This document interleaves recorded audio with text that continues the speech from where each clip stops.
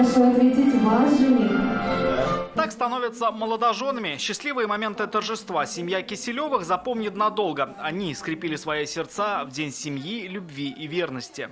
Потому что это наш общий семейный праздник. Мой брат со своей супругой решили в этот день пожениться, и мы тоже так же. Именно родные подали пример, а уже эти молодожены его подхватили. Пример-то оказался удачным. Крепкая семья, маленькие дети. Мы не знали, мы просто сначала поженились, потом только узнали, что это день семьи. Таких, выбравших эту дату днем своей свадьбы, в Лаишеве сегодня сразу 3 пары. Вот и семья Сергеевых из таких счастливчиков. Все вокруг вот прям благоволит нашей семейной жизни. И, конечно, этот день мы будем отмечать традиционно, ежегодно. В этом году отпраздновали 42-ю годовщину совместной жизни. Их марш Мендельсона прозвучал аж 42 года тому назад. Семья Артемьевых отмечает перламутровую свадьбу. Их поздравляют родные, друзья, руководство района.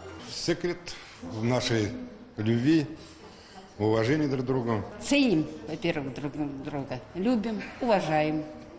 Стараемся, чтобы все было у нас в нашей семье замечательно. В Республике Татарстан очень много таких красивых, таких счастливых семей, которые воспитали и детей, которые сейчас воспитывают и внуков. И до сих пор, и сегодня они счастливы, потому что они вместе. Семей Лаишевского района сегодня стало больше еще на 3, доказав, что и семья, и любовь, и верность для них не просто слова. Рамиль Шайдуллин, Алмаз Единов, ТНВ, Лаишевский район.